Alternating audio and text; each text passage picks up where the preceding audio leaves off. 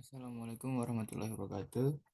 Di sini saya akan menjelaskan praktikum transmisi dan distribusi tenaga listrik.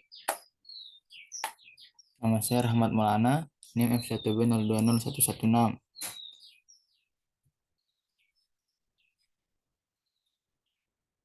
Pada praktikum TDTL ini terdapat 4 percobaan. Percobaan 1, saluran transmisi menengah kompensator. Percobaan 2, transformator 3 fasa. Percobaan 3, sistem distribusi 3 fasa. Percobaan 4, energi metering.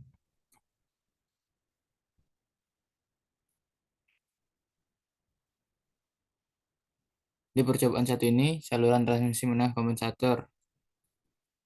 Di sub satunya, saluran transmisi menengah memiliki dua sub. Yang pertama, saluran transmisi menengah udara dan kabel. Yang kedua, saluran transmisi menengah paralel untuk saluran udara. Tujuan yang pertama yaitu mengetahui model saluran transmisi udara dan kabel, mengukur tegangan kirim atau VS, tegangan terima atau VR, atau arus kirim atau IS, dan arus terima atau IR dari saluran transmisi udara dan kabel. Mendapatkan konstanta transmisi konstanta A, B, C, dan D. Mengetahui unjuk kerja saluran transmisi menengah udara dan kabel. Kemudian tujuan yang kedua, mengetahui model saluran transmisi menengah paralel, mengukur tegangan kirim VS, tegangan terima VR, arus kirim IS, dan arus terima IR pada sebuah saluran transmisi paralel. Mendapatkan konstanta transmisi paralel, konstanta A, B, C, dan D. Mengetahui unjuk kerja saluran transmisi menengah paralel. Yang kemudian di sub 2-nya itu kompensasi kompensator.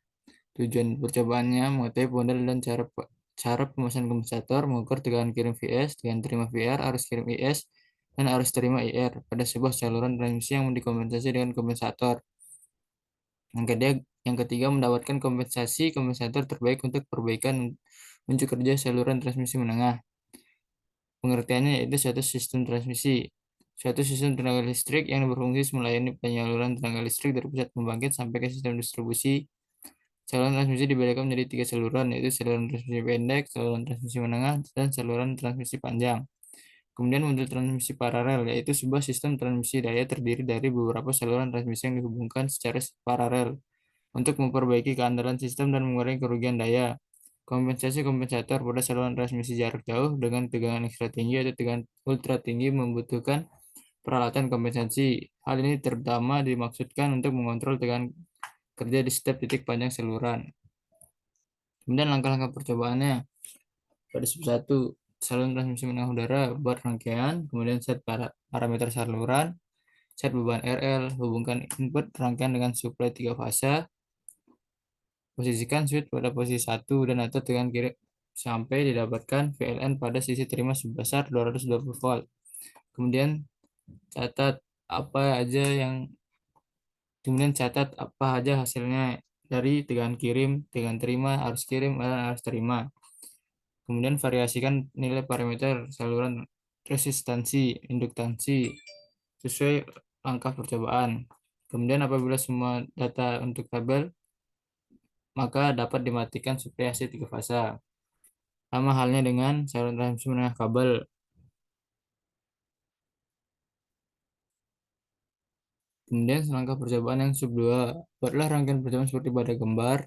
Set nilai parameter saluran transmisi pertama, set beban RL, hubungkan input rangkaian dengan suplai 3 fasa dan posisikan switch pada posisi 1. Catat petunjuknya, variasikan nilainya, kemudian catat, kemudian matikan suplai 3 fasa.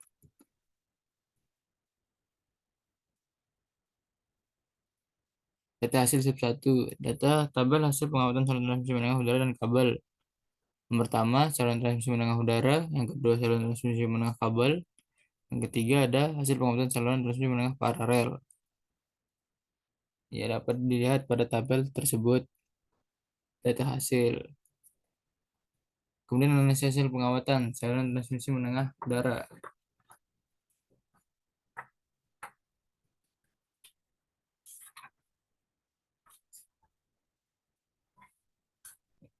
Dapat dilihat pada tabel bahwa tegangan terima VR diatur konstan 220 volt. Nilai Z saluran didapatkan meningkat karena nilai R dan L saluran semakin meningkat. Semakin besar nilai saluran, maka tegangan kirim Vs akan semakin besar. Hal ini terjadi untuk mempertahankan nilai tegangan terima tetap konstan. Hal ini menunjukkan bahwa nilai tegangan kirim berbanding lurus dengan nilai Z saluran. Nilai arus terima lebih besar dari arus kirim dikarenakan adanya nilai Z saluran sehingga arus terima lebih besar. Terdapat selisih antara nilai hitung dan nilai ukur sesuai persamaan persen error pada Vs, Is maupun IR cukup kecil karena di bawah 20%. Kemudian saluran transmisi menengah kabel.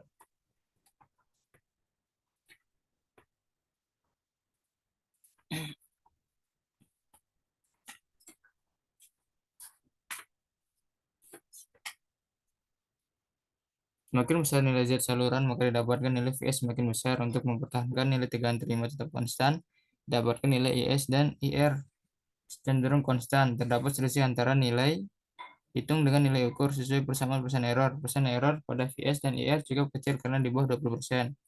Persen error pada arus kirim IS cukup besar karena di atas 20%. Hal ini dikarenakan alat ukur yang kurang presisi ataupun human error. Kemudian saluran transmisi menengah paralel. Semakin besar nilai saluran, maka nilai Vs yang didapatkan juga semakin besar. Untuk mempertahankan nilai tegangan terima atau VR tetap konstan, Vs tetap konstan, dapat nilai Is dan IR cenderung konstan. Terdapat selisih antara nilai hitung dengan nilai ukur sesuai persamaan error. Persen error pada Vs, Is maupun IR cukup kecil karena di bawah 20%. Nilai Vs dan Is dapat dihitung dengan persamaan Vs sama dengan A kali VR tambah B kali IR. Kemudian Is sama dengan C kali VR ditambah D kali IR. Kemudian memasuki data hasil sub 2. Yang pertama, tabel hasil pengamatan kompensasi kompensator bank seri. Ini data hasilnya. Kemudian data hasil pengamatan kompensator bank paralel, hasil kompensasi reaktor paralel. Kemudian analisa hasil perhitungan, yang dimana bahwa semakin besar nilai dan kompensasi kapasitor seri, maka didapatkan nilai Vs fluktuatif untuk mempertahankan nilai tegangan terima atau VR tetap konstan. Dapatkan nilai Is dan IR meningkat nilai kompensasi kompensator dengan kata lain berbanding lurus. Terdapat selisih antara nilai hitung dengan nilai ukur sesuai persamaan persen error. Persen error pada Vs dan IR cukup kecil karena di bawah 20%. Persen error pada IS cukup besar karena di atas 20%. Hal ini dikarenakan alat ukur yang kurang presisi ataupun human error. Kemudian tabel hasil perhitungan kompensasi kapasitor paralel.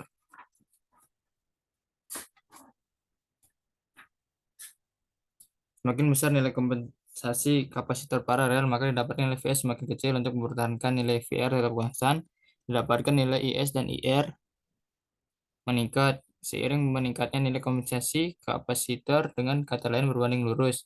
Terdapat selisih antara nilai hitung dengan nilai ukur sesuai persamaan persen error. Persen error pada Vs, Is maupun IR cukup kecil karena di bawah 20%. Kemudian masuki tabel hasil perhitungan kompensasi reaktor paralel. Semakin semakin kecil nilai kompensator reaktor paralel, maka didapatkan nilai Vs semakin besar. Untuk mempertahankan nilai VR tetap konstan, didapatkan nilai S dan IR semakin meningkat seiring menurunnya nilai kompensasi reaktor paralel. Dengan kata lain berbanding terbalik. Terdapat selisih antara nilai hitung dengan nilai ukur sesuai persamaan persen error. Persen error pada Vs dan IR cukup kecil karena di bawah 20%. Persen error pada IS cukup besar karena di atas 20%. Hal ini dikarenakan alat ukur yang kurang presisi ataupun human error. Kemudian memasuki kesimpulan. Kesimpulan sub 1 yaitu saluran transmisi menengah udara dan kabel. Saluran transmisi menengah udara dan dengan diaturnya nilai Z saluran yang semakin meningkat dari 36,78 ohm sampai 92,03 ohm. Maka tegangan kirim Vs yang mempertahankan nilai tegangan terima VR tetap konstan 220 volt. Dan untuk arus kirim Is dan arus terima IR cenderung konstan 0,17 A ampere untuk arus kirim Is dan 0,21 untuk arus terima IR. Saluran transmisi menengah kabel dengan diaturnya nilai Z saluran yang semakin meningkat dari 36,78 ohm sampai 92,03 ohm, maka Tegangan kirim Vs yang dihasilkan akan semakin meningkat dari 222,6 volt sampai 224 volt. Untuk mempertahankan nilai tegangan terima, VR tetap konstan, dan untuk arus kirim yang IS dan arus terima IR cenderung konstan, 0,29 A untuk arus kirim IS dan 0,2 A untuk arus terima IR. Dapat selisih maka nilai hitung dengan nilai ukur pada arus kirim sehingga persen error pada arus kirim IS cukup besar. Kemudian saluran transmisi menengah paralel dengan diaturnya nilai zat saluran yang semakin meningkat dari 36,78 ohm sampai 92,03, maka tegangan kirim VS yang dihasilkan semakin meningkat dari 222,8 volt sampai 223,7 volt. Untuk mempertahankan nilai tegangan kirim VR tetap konstan 220 volt dan untuk arus kirim ES yang dihasilkan konstan 0,24 ampere, sedangkan nilai arus terima IR menghasilkan nilai cenderung konstan 0,2 ampere. Kemudian kemudian memasuki percobaan 2, yaitu transformator 3 fasa. Tab transformator. Tujuan percobaannya yaitu mengetahui model transformator 3 fasa yang memiliki tab. Yang kedua, mengukur sisi tegangan primer dan tegangan sisi sekunder akibat perubahan tab pada sisi sekunder untuk hubungan trafo bintang-bintang dan delta bintang. Yang ketiga, mengetahui perbandingan transformasi transformator akibat tab transformator. Kemudian di sub 2-nya transformasi transformator 3 fase. Tujuan percobaannya itu mengetahui konstruksi transformator 3 fase 1/3 dan 3/1. Yang kedua, mengukur tegangan primer, tegangan sekunder, arus sekunder, daya sisi primer, dan daya sisi sekunder. Mengetahui efisiensi transformator 3 fase 1/3 dan 3/1. Kemudian pengertian dari sub 2 ini yaitu pengertian transformator dan prinsip kerja transformator 3 fase.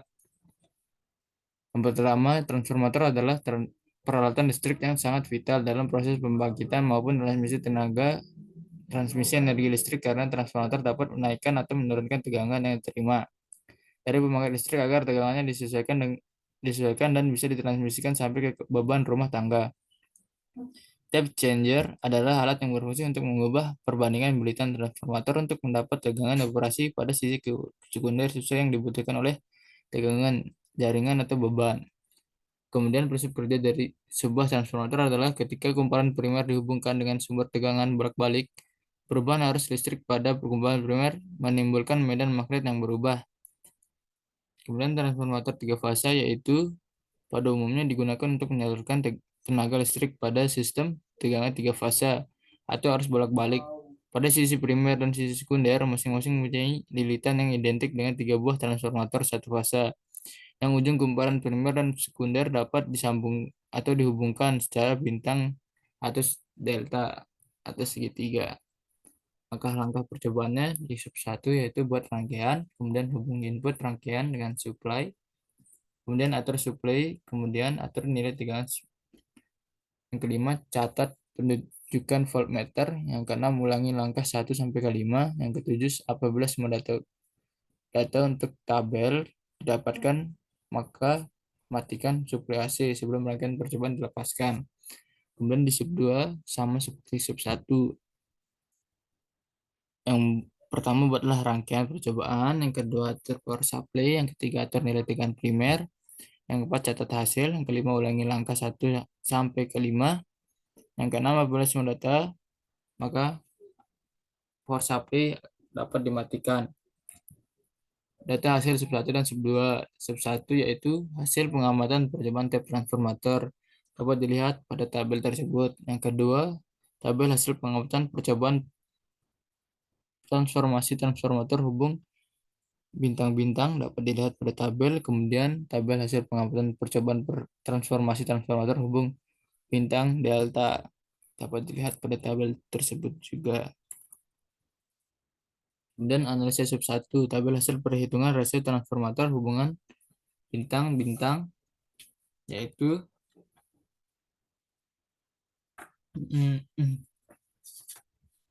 di sub 1.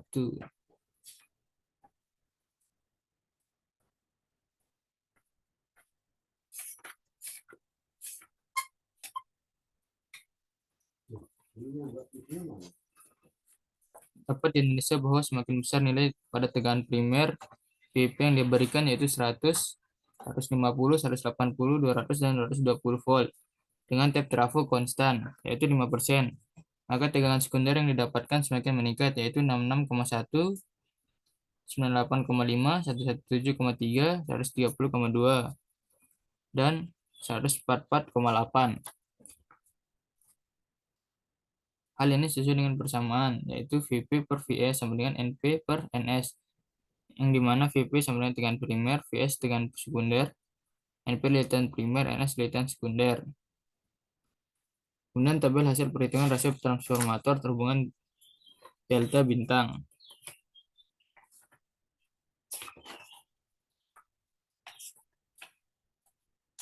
Dapat dianalisa bahwa tegangan primer VP yang dihasilkan semakin meningkat, yaitu 100 sampai 220 volt dengan tep trafo konstan 5% menghasilkan nilai tegangan sekunder yang semakin meningkat, yaitu 114,8 sampai 250,1. Hal ini menunjukkan bahwa tegangan primer lurus dengan sekunder. Kemudian analisa sub 2, tabel hasil pengamatan percobaan transformasi transformator hubung bintang-bintang.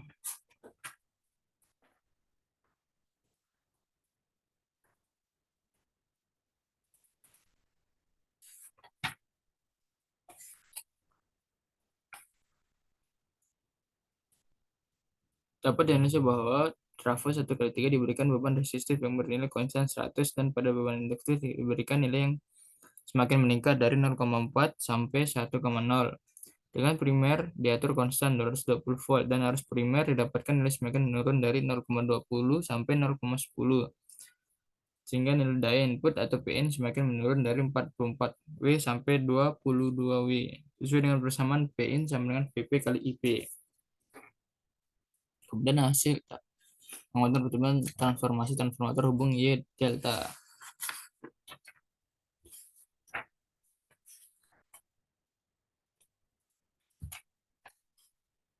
Pada trafo 1/3 diberikan beban resistif yang bernilai konstan. Sama halnya seperti hubung bintang-bintang.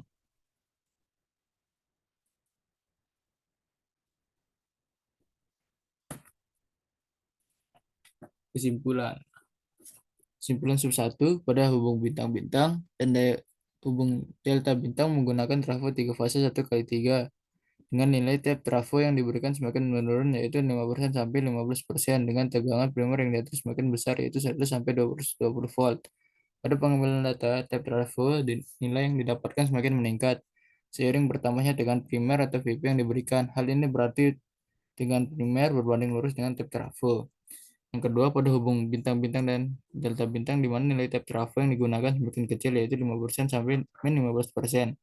Dengan tegangan primer VP yang konstan 100%, 100 volt, maka nilai rasio transformasi yang didapatkan cenderung meningkat, yaitu 1,52, 1,52, 1,53, 1,53, dan 1,51. Hal ini dikarenakan perbandingan VP dan VS makin jauh. Kemudian percobaan 3. Sistem distribusi 3 fase. Bebanan seimbang dan tidak seimbang. Tujuan percobaannya itu mendapatkan pengaruh pembebanan seimbang pada hubung delta dan bintang. Terdapat daya aktif dan daya reaktif yang diserap oleh beban. Mendapatkan pengaruh pembebanan tidak seimbang pada hubung delta dan bintang terhadap daya aktif dan daya reaktif yang diserap oleh beban. Kemudian perbaikan faktor daya yang di sub 2. Tujuan percobaannya yang pertama mengetahui perubahan faktor daya Kospi, daya aktif, daya reaktif untuk pembebanan seimbang hubungan bintang dengan perubahan kapasitor hubungan delta dan bintang. Yang kedua mengetahui perubahan faktor daya atau Kospi, daya aktif dan daya reaktif untuk pembebanan tidak seimbang hubung bintang dengan perubahan kapasitor.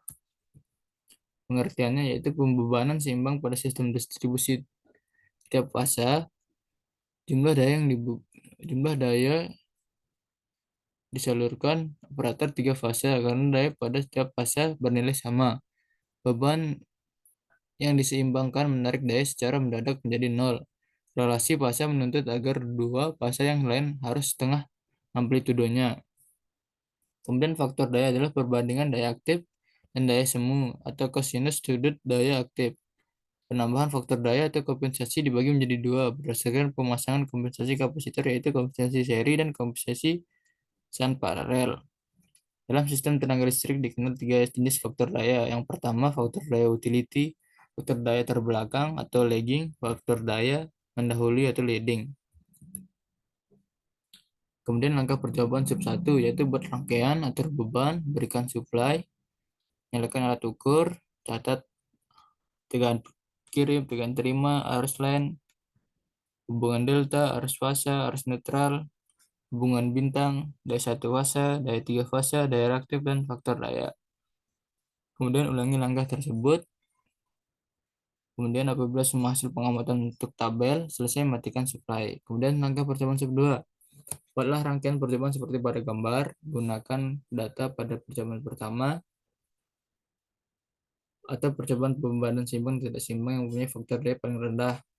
Berikan supply 3 fasa, nyalakan alat ukur, atur jenis hubungan kapasitor, hubungan delta dan bintang, catat perubahan faktor daya Cosby, daya aktif, dan daya reaktif.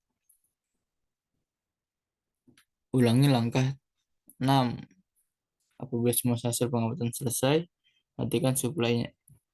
Data hasil sub 1. Tabel hasil pengamatan percobaan pembebanan seimbang dan tabel hasil pengamatan percobaan pembebanan tidak seimbang dapat dilihat pada tabel tersebut.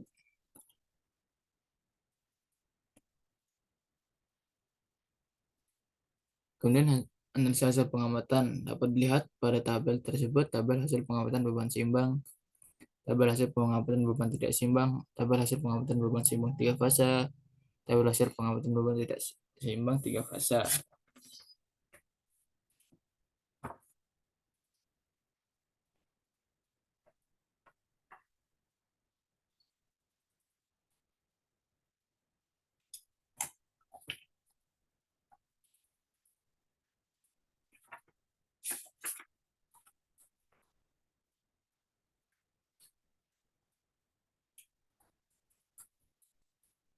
Pada tabel hasil pengamatan beban seimbang dapat dianalisa bahwa daya aktif yang diserap oleh beban pada hubungan delta lebih besar dibandingkan dengan daya aktif yang diserap. Pada hubung bintang dengan besar beban yang diberikan adalah sama antara bintang delta dan hubung bintang. Begitu juga pada daya aktif yang diserap pada hubung delta lebih kecil dari hubung bintang pada daya reaktif yang diserap pada hubung bintang. Hal ini sesuai dengan persamaan P sama dengan VLN kali ILN dikali cos P. P sama dengan VLN kali ILN dikali sin P. Kemudian pengamatan pembebanan tidak seimbang.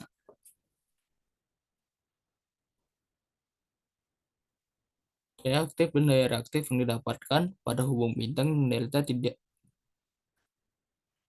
hubung bintang dan delta titik di mana pada daya aktif hubung delta didapatkan lebih besar dibandingkan hubung bintang. Namun daya reaktif hubung delta lebih besar dibandingkan daya reaktif hubung bintang ataupun nilai daya reaktif dan daya aktif yang didapatkan fluktuatif karena beban tidak seimbang. Kemudian pengamatan pembebanan seimbang 3 fasa. Pada hubung delta dan hubung bintang pada beban seimbang diperoleh daya 3 fasa yang semakin menurun, baik pada hubung delta atau hubung bintang. Hal ini dikarenakan nilai arus semakin rendah. Sesuai dengan bersamaan, P 3 fasa sama dengan akar 3 dikali VLL dikali ILL dikurang dikali cos P. Hasil pengamatan beban tidak seimbang 3 fasa.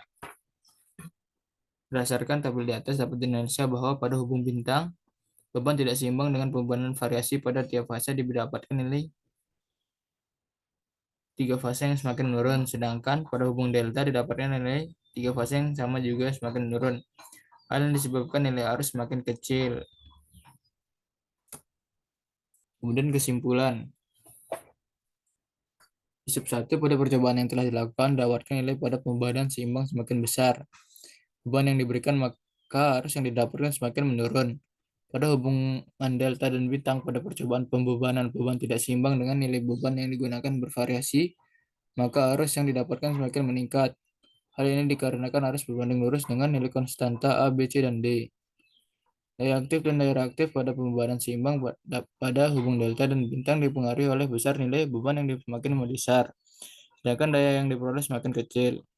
Kemudian yang ketiga, daya aktif dan reaktif pada pembebanan tidak seimbang pada hubung bintang dan delta dipengaruhi oleh besarnya impedansi beban. Dengan nilai beban yang semakin besar, maka daya yang dihasilkan semakin menurun. Kemudian di sub 2, semakin besar kapasitor yang dikompensasikan pada beban seimbang pada hubung delta dan bintang, maka daya aktif dan daya reaktif yang dihasilkan juga semakin besar. Sedangkan pada beban tidak seimbang, di mana untuk daya aktif dan reaktif hubung bintang dan delta dihasilkan juga semakin besar. Yang kedua, kompensasi kapasitor. Untuk perbaikan faktor daya yang optimal adalah menggunakan kapasitor hubung delta dengan 4 mikrofarad untuk pembebanan seimbang dan tidak seimbang. Pada hubung bintang digunakan kapasitor 2 mikrofarad dan 4 mikrofarad untuk pembebanan tidak seimbang. Kemudian memasuki percobaan 4 atau yang dimana percobaan itu yaitu energi metering. Yang di sub satunya yaitu konstantometer pada maksimum indikator. Tujuan percobaannya yaitu mendapatkan konstantometer dari maksimum demand indikator. Yang sub 2, konstantometer pada kWh meter dan kVAR meter. Tujuan percobaannya yang pertama mendapatkan konstantometer dari kWh meter dan kVAR meter.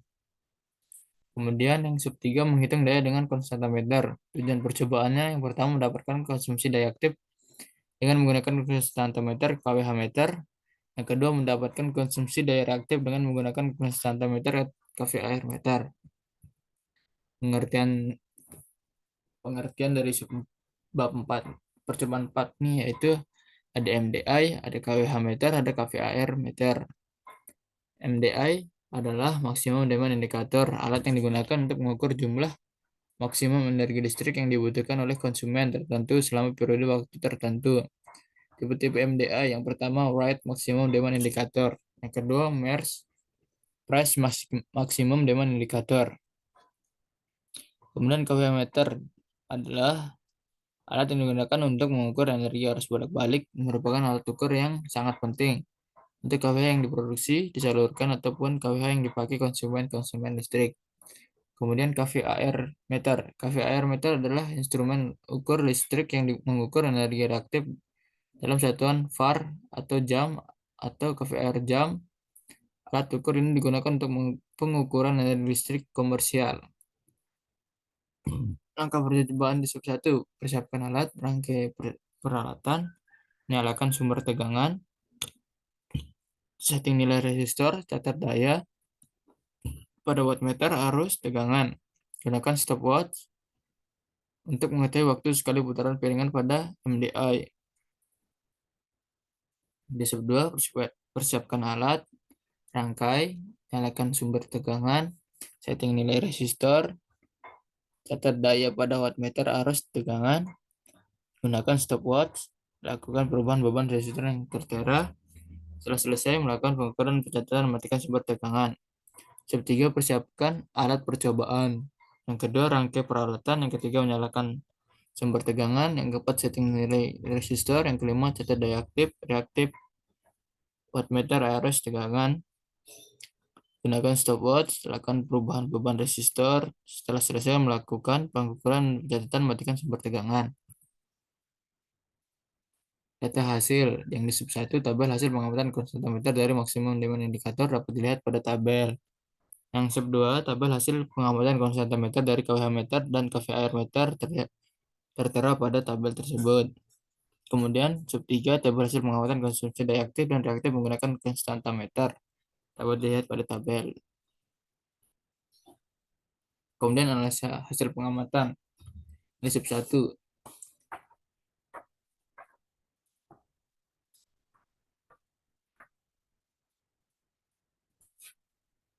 Berdasarkan tabel, dapat dianalisa bahwa ketika diberi beban yang semakin kecil dari 500 ohm sampai 200 ohm dengan kesan 227,7 volt, maka diperoleh nilai arus yang semakin besar dari 0,50 ampere hingga 1,18 ampere. Sehingga daya yang didapatkan juga semakin besar dari 341 W hingga 806 W. Yang di sub 2, hasil perhitungan rotasi selanjutnya.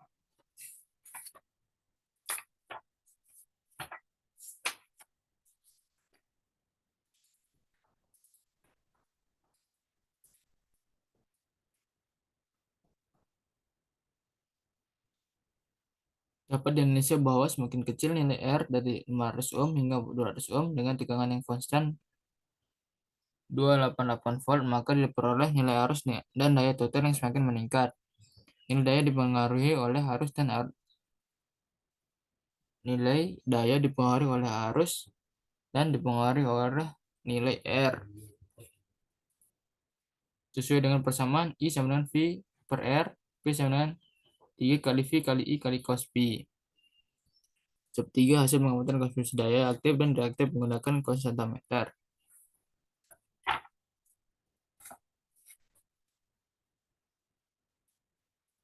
Bahwa pada saat diberikan beban yang semakin kecil, maka didapatkan nilai arus semakin besar dengan nilai tegangan yang konstan yaitu 288 volt.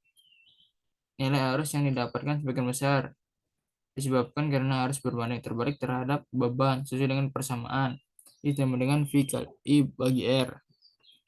Berdasarkan tabel tersebut, nilai waktu putaran piringan dari kWh meter semakin menurun yaitu 170, 145, 144, 77 dan nilai waktu putaran piringan dan dari kVAR meter juga semakin menurun. Hal ini dipengaruhi oleh nilai arus dan daya aktif ukur yang semakin meningkat. Kemudian kesimpulannya yaitu sub 1 berdasarkan hasil percobaan dapat disimpulkan bahwa daya dan jumlah waktu yang dibutuhkan dalam satu putaran mempengaruhi nilai konstantometer dari maksimum demand indikator. Sesuai dengan persamaan Cm sama dengan 1 dibagi P total dikali T rotation. Diketahui nilai cm hitung dan nilai Cm ukur memiliki selisih yang cukup besar, di mana nilai Cm ukur konstan 750, sedangkan nilai Cm hitung 533,19, 496,74, 541,12, dan 539,43, sehingga presentasi error didapatkan juga besar.